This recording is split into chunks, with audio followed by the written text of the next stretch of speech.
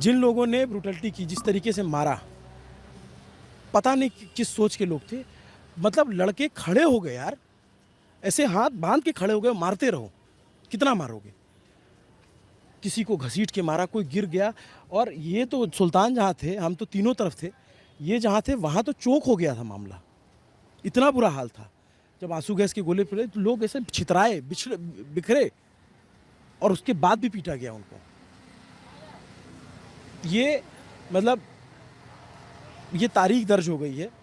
और सिर्फ जो यहाँ पिट के गए हैं ना, वो याद नहीं रखेंगे, उनके परिवार के लोग, उनके आस पड़ोस के लोग, तमाम लोग, और जो लोग देख रहे हैं वो सब याद रखेंगे इस प्रोटेस्ट को, कि सरकार ने कैसे डील किया है, इसको टैकल कैसे किया है।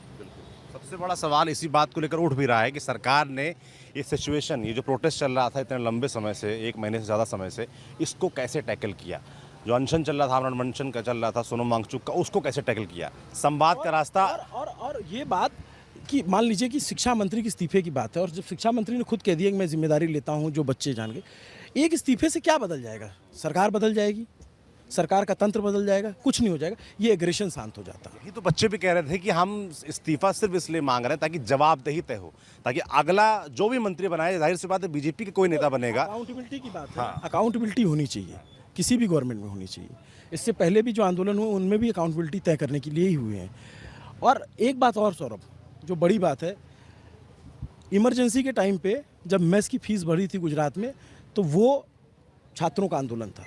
ये इतने सालों बाद शिक्षा के लिए हुआ आंदोलन है, भ्रष्टाचार के लिए आंदोलन हुआ, किसान के लिए आंदोलन हुआ। शिक्षा जिसके लिए बोला जाता है ना कि शिक्षा मुद्दा होना चाहिए, ये शिक्षा इस बार मुद्दा था लोगों के बीच में, और शिक्षा के मुद्दे पे लोग जुटे थे यहाँ पे। मतलब मैं वो छोटी बच्ची का चेहरा नहीं भूल रहा हूँ, जो वो पिटी थी, 16 साल की बच्ची, और वो जो बातें कह रही थी, वो बात सुननी चाहिए नीति नियंताओं को। छोटी बच्ची बोली कि मित्रों बोलने से नहीं होता, मित्र मानना भी पड़ता है। 16 साल की बच्ची। हम लोग जब 16 साल के थे तो क्या उम्र थी, क्या समझ होती थी। आज का जेनजी की ये समझ है।